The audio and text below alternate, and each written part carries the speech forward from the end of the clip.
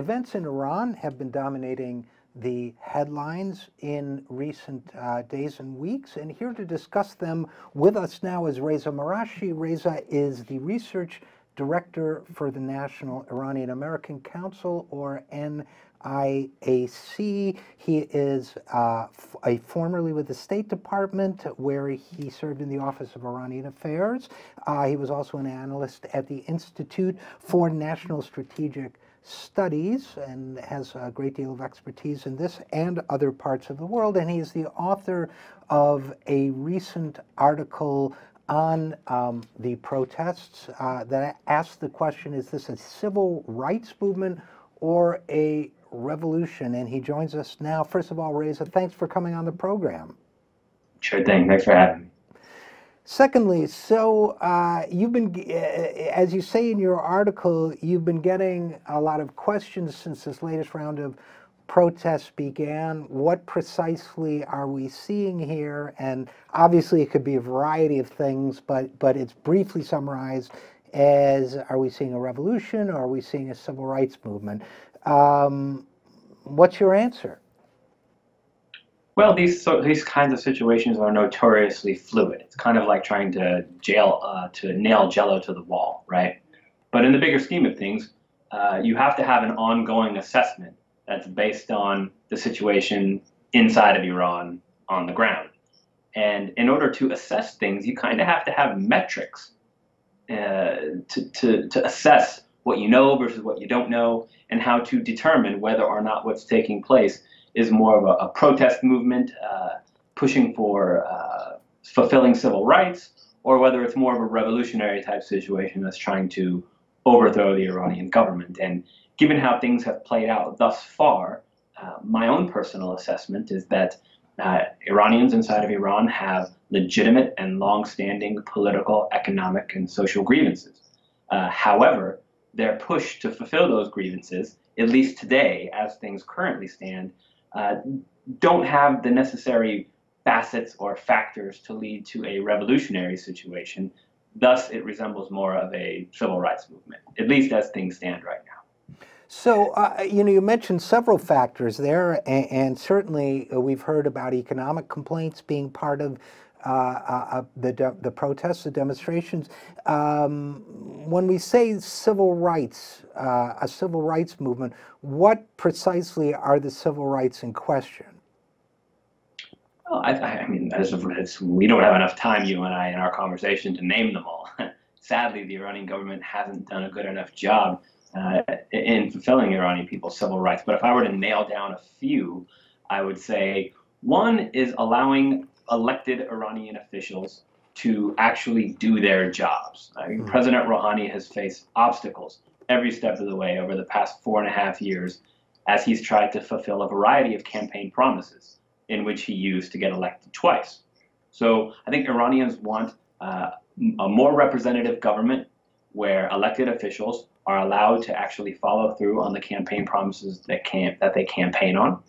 I think socially, Iranians would like to have less government in their lives in terms of determining a variety of rules, usually predicated on government interpretations of Islam that dictate everything from school curriculum to appearance for women to a variety of things in between. And then, of course, on the economic front, a vast majority, a very diverse socioeconomic swath of Iranian society would like the Iranian government to do a better job of managing the affairs of the state and making sure that Iranians actually see the result of increased business in the country, oil revenues transferring to the tables of average Iranians, and not squandering as much money on things that perhaps are less important to Iranian citizens, like religious institutions, for example, were received a very significant earmark in the most recent Iranian budget. And this is at a time when simultaneously a variety of subsidies are being cut inside of Iran. So I think, sure, maybe Iranians would like to have both, but when forced to choose during tough economic times, I think they would prefer subsidies and other economic benefits as opposed to perhaps some other things that benefit more the government.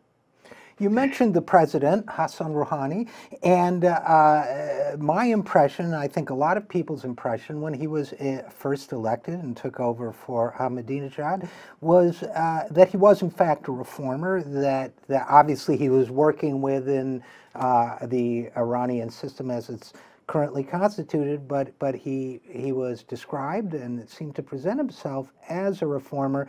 So is it fair to say that the protests are more inclined to, the protesters, I should say, are more inclined to believe that he's a basically good guy who's being hamstrung, or are they looking for a change of leadership, or is that kind of irrelevant? What are your thoughts on that?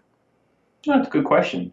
I don't think there's a universal view amongst protesters in Iran with regard to how they see President Rouhani and his ability to deliver, or in some cases not deliver, on campaign promises.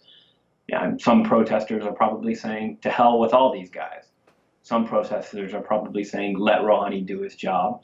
And others are probably intentionally protesting against Rouhani to benefit more conservative, more hard-line political officials who have been battling with Rouhani over the past 4.5 years. And I think this speaks volumes about the protesters inside of Iran themselves, is whereas some have fully legitimate grievances, there's a subset of those that are protesting that are trying to use those grievances for political ends that perhaps don't benefit the wider group of Iranian citizens.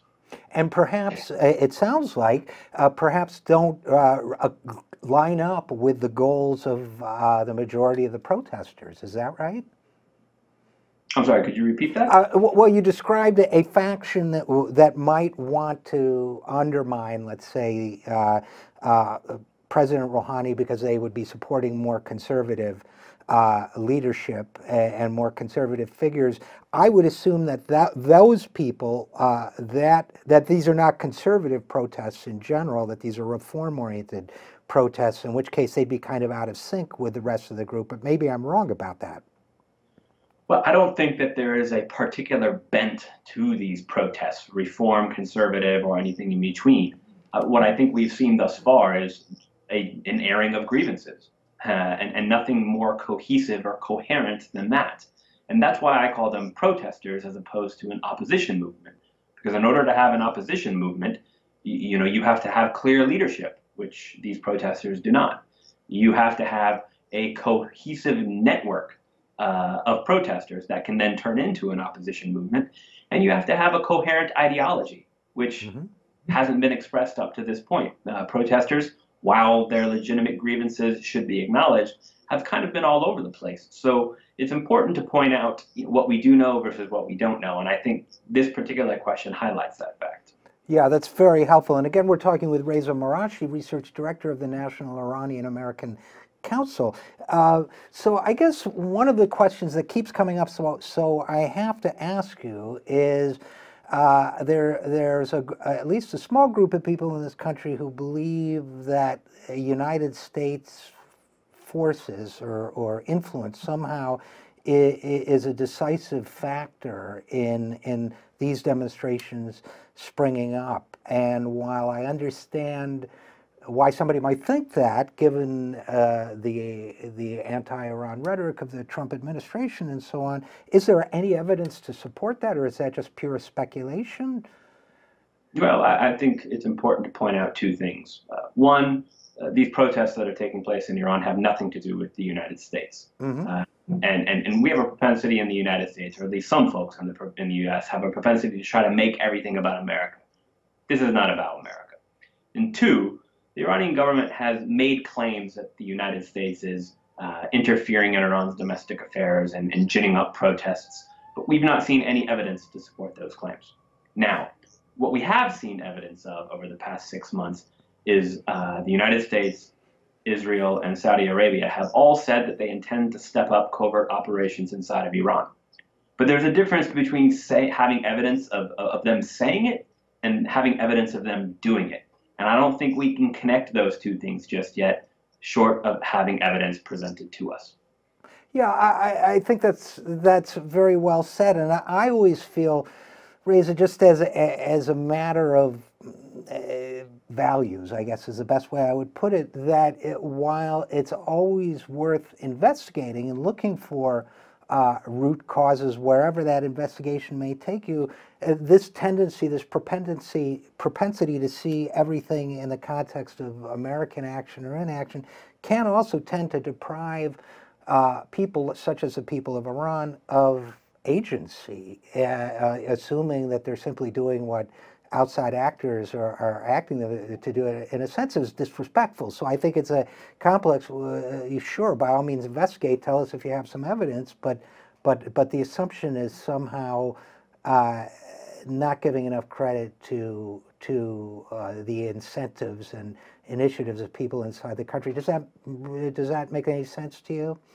Yeah, absolutely. I think what you said is an equally eloquent version of what I was trying to say before, which is, we have a propensity to try to make things about the United States when in fact they're not about the United States at all. And it does deprive Iranians inside of Iran of their agency.